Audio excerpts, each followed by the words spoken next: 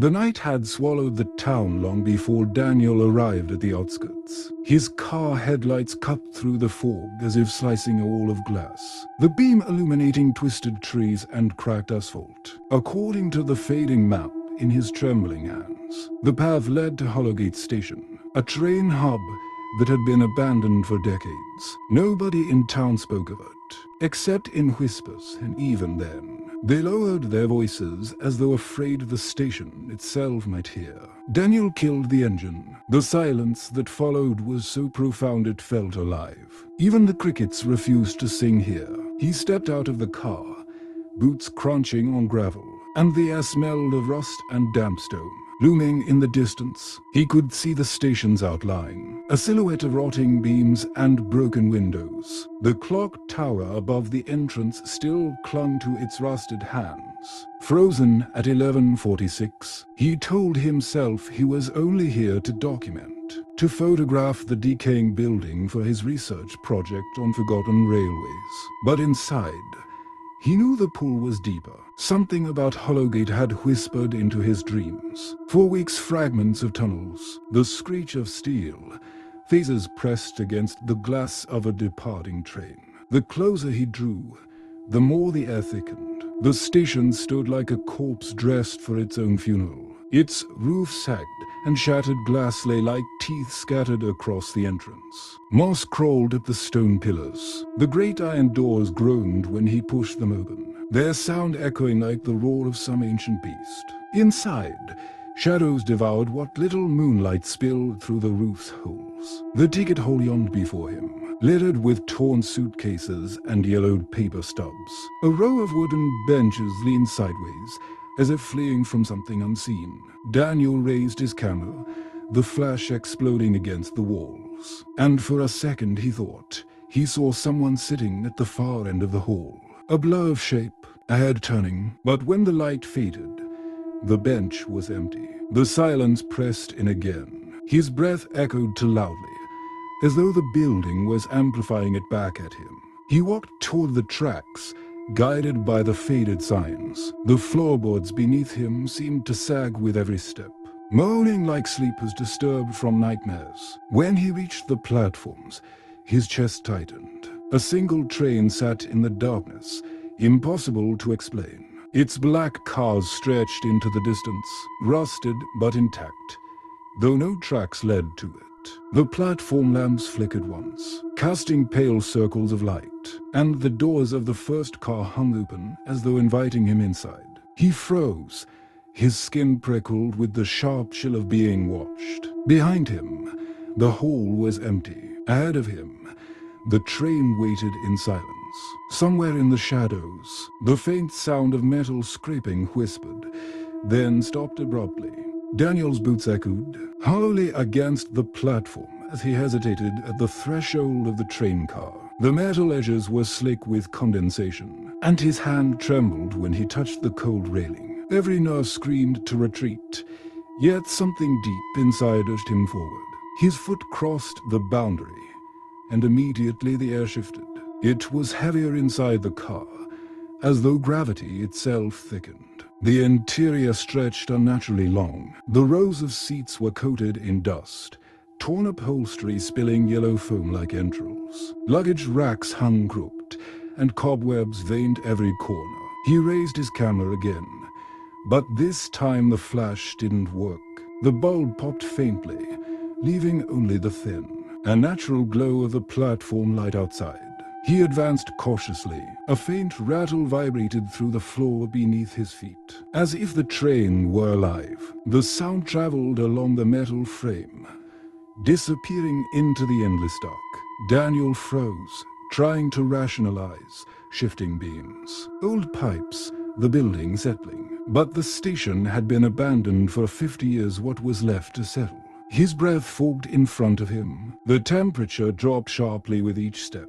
Then he noticed the windows. Outside, the fog thickened, curling like fingers against the glass. Shadows moved within it, shapes pacing the platform, always out of focus. He pressed closer to the window, trying to see. That was when the glass shivered. From the other side, a hand pressed against it, pale, gaunt and far too thin. The skin looked like wax stretched over bones. Daniel stumbled back, but the hand smeared downward, leaving a streak as though dragging nails across invisible frost.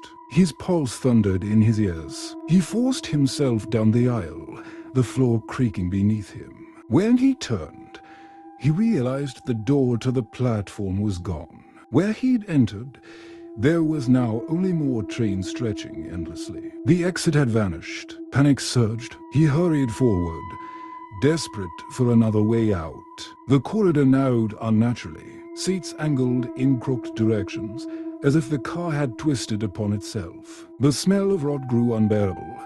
Clinging to his clothes, something moved behind him, footsteps, soft but steady, echoing his pace. Daniel spun, camera raised, but the flash was still dead. Only blackness stared back. Then the sound changed, not footsteps, but breathing, heavy, labored, just a few feet behind. He ran, slamming shoulders against the backs of chairs, tripping over broken floorboards. His lungs burned as the breathing followed, closer with every stride. He crashed through a connecting door into the next car. This one was different, pristine. The seats intact, the windows clear. A lantern glowed faintly on a table at the far end. Relief swept through him, but only for a second, for the lantern wasn't resting on wood. It sat upon a skeletal hand protruding from the seat, its owner slumped, skinless, yet still seated as though waiting for departure. The lantern's dim glow pulsed like a heartbeat, casting elongated shadows across the car. Daniel stood frozen, surrounded by rows of skeletal passengers, their hollow sockets locked on him. The whispers had become a chorus, faint yet suffocating. Words he couldn't decipher but felt crawl beneath his skin. His legs refused to move. The lantern flickered again, and in that instant, every skeleton shifted. Their heads snapped toward him in unison. Bones creaked, spines cracked, and jaws clattered as though grinding invisible teeth. The sound was unbearable, like glass being chewed. Daniel staggered backward, hitting the locked door. His hands clawed at the handle, but it would not budge. Behind him, the skeletons rose. Dust rained from their brittle frames, and fragments of rotting clothes drifted to the floor. Their movements were unnatural, jerking like marionettes pulled by invisible strings. One skeleton collapsed forward, its skull smashing against the floor. Yet the head rolled toward him, jaw opening and closing as if still trying to speak. The lantern flared brighter, and suddenly the windows darkened. No fog, no platform. Only endless tunnels stretching outside, rails twisting in impossible directions, vanishing into nothing. Daniel's heart pounded. He turned to run through the car, but the aisle walked beneath his steps, the rows of seats elongated, stretching into infinity.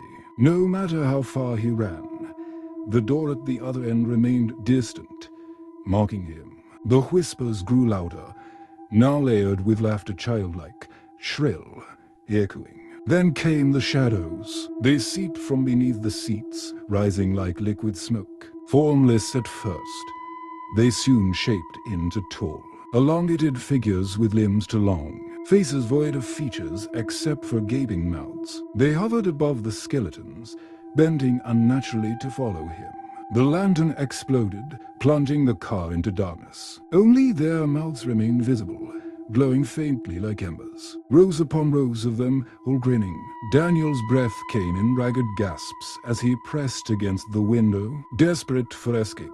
The glass rippled like water but did not break. A voice finally emerged from the chorus, deep, resonant, and impossibly close. "You've boarded too soon." Daniel whipped round. At the center of the car, one figure had separated itself from the shadows. Taller, broader, with a hollow crown of bone jutting from its skull-like head. It raised an arm, impossibly long, and pointed directly at him. The floor quaked. Skeletons collapsed into heaps of bone, their dust filling the air like ash. The train jolted violently, as though lurching forward, though Daniel hadn't felt it move. The walls rattled, The windows shattered inward, and icy wind whipped through the car. Daniel's scream lodged in his throat as the crowned figure reached for him. Instinct overpowered reason. He spun and bolted down the aisle. The train lurched again, violently, throwing him against the seats. Bones shattered under his boots as he ran, crunching like brittle glass. Behind him, the shadows gave chase, their mouths opening wider, spewing whispers that clawed at his sanity. The aisle warped. One moment it stretched endlessly, the next it twisted sideways, sending Daniel stumbling into the walls. Doors appeared and vanished, flickering like mirages. He slammed into one that stayed solid, yanking it open and throwing himself into the next car. This one was darker still, the air so thick it clung to his skin like tar. Rows of mirrors lined the walls where windows should have been. He froze when he realized they didn't show his reflection. Instead, they showed versions of him, each one blooded, mangled, or lifeless, their eyes gouged out, their mouths sewn shut. Dozens of Daniels, each a grotesque fate. He staggered forward, unable to tear his gaze away. In one mirror, his reflection smiled back, though Daniel hadn't moved his lips. The smiling doppelganger raised a hand and beckoned him closer. The glass rippled, and the figure pressed its palm outward, as though trying to cross through. Daniel recoiled, slamming into another mirror. That reflection clawed at the inside of the glass, teeth gnashing silently. The whispers grew louder again, spilling from every reflection. They overlapped, chanting a rhythm that matched his heartbeat. The crowned figure's voice boomed over them all, filling the car without a body to anchor it. "You cannot run. You are already aboard." Daniel sprinted, crashing through the endless hall of mirrors, each one shattering as he passed, spraying shards across his face and arms. He felt their cuts but didn't stop. He burst into another car, this one filled with fog so dense he could barely see his own hands. Shapes moved in the mist, not skeletons, not shadows people. He recognized them, his father, his childhood friends, faces of strangers glimpsed once and forgotten. All dead, all pale, standing silently as the mist swirled. They reached for him as he pushed past, their mouths open but voiceless. When his father's hand brushed his arm, Daniel felt cold rot sink into his veins. He broke into a run again. The car stretched forever, fog parting just enough for the crowned figure to emerge ahead. It filled the corridor, towering, impossible to bypass. Daniel skidded to a halt, lungs burning, only to hear footsteps behind him. He turned. His reflections stepped from the fog, dozens of them surrounding him. Some bled, some were eyeless, some headless, but all smiled the same grin. Their voices spoke in unison. "Set the train departs." The crowned figure lifted its hand again. The car shuddered violently, and the walls collapsed outward into endless tunnels. Rails screamed as if alive. The train screeched to a halt so violently Daniel was thrown against the seats. The crowned figure released him, and the world blinked. The fog dissolved. The shadows retreated. When he opened his eyes, he was no longer inside the train. He stood back in the ticket hall of Hollowgate station, but it wasn't abandoned anymore. Gas lamps burned along the walls, flickering with life. People crowded the benches, dressed in early 20th century. Clothes workers with coal-stained hands. Women clutching suitcases. Children with rag dolls. Their faces were pale, drained, their eyes darting nervously toward the platforms. Daniel turned in a daze. The air smelled of smoke and metal, heavy with dread. An announcement echoed, not from speakers, but from the building itself. A voice, deep and mechanical. "All aboard. Departure is final." The passengers rose as one, moving stiffly toward the tracks. Daniel tried to push against the tide, but their bodies brushed through him like mist, cold sinking into his bones. He staggered, watching helplessly as they filed onto the waiting train. The same rusted cars he had seen earlier, though now gleaming with polish. The crowned figure loomed at the entrance of the first car, ushering them in like a conductor of the damned. Daniel gasped, the truth dawning. This was not just a train, it was a vessel. Hollowgate station had never closed, it had been sealed. Cursed, condemned after tragedy. He remembered scraps of local history, a disaster, an accident buried in whispers. Hundreds dead when a midnight train derailed into the ravine beyond the station. But what stood before him was no accident, it was ritual. The whistle shrieked. Steam poured across the hall. The passengers boarded silently, faces blank, as though resigned to their fate. Daniel saw children vanish into the cars, their dolls dropping to the floor, dissolving into ash. He stumbled back, horrified, but the crowned figure turned its gaze on him.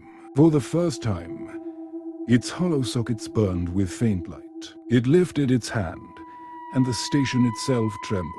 The walls cracked, the gas lamps exploded, and the passengers' faces twisted into screams. The illusion fractured, collapsing into black dust that swirled around him. Daniel dropped to his knees, choking. The dust became ash, the ash became smoke, and the smoke formed words whispered into his ears. The train must feed. When he looked up, he was back on the platform. The station was ruined again, abandoned, but the train still waited. The crowned figure stood at its open door, silent, patient, a conductor awaiting its final passenger. Daniel understood with a sickening clarity. Hollowgate had always demanded sacrifice. The tragedy was not an accident, but an offering. And now, the cycle demanded another soul, his. Daniel's chest heaved as he stood before the crowned figure. The ruined platform stretched behind him, empty but for silence. The train waited, its open doors gaping like the maw of some ancient beast. He knew the truth now. The cycle demanded him. The whispers had made it clear. Still, he fought the pull.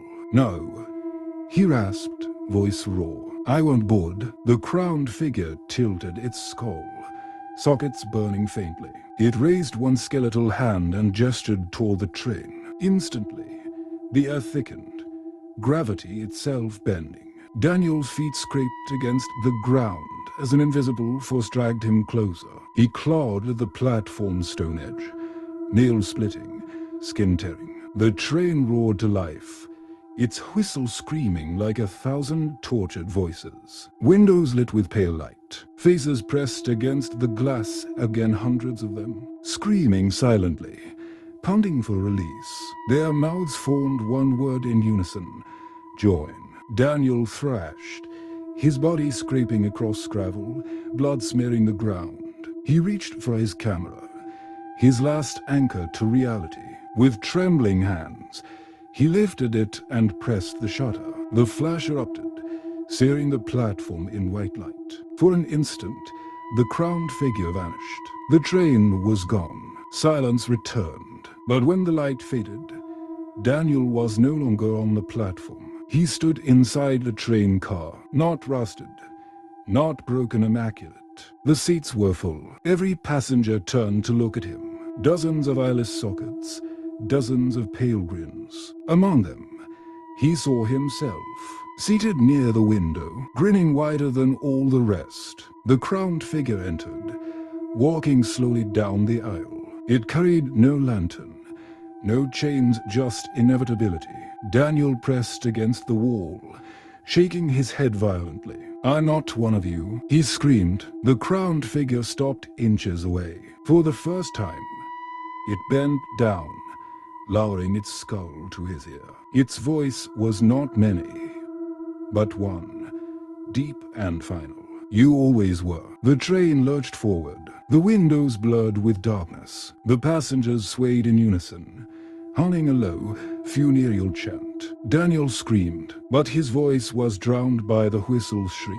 As the train plunged into the abyss, outside, Hollowgate station stood empty once more. The fog returned, curling around the abandoned tracks. The rusted train waited silently, doors open, as though nothing had ever moved. Somewhere within, Daniel's scream still echoed, and the clock above the station remained frozen at 11:46.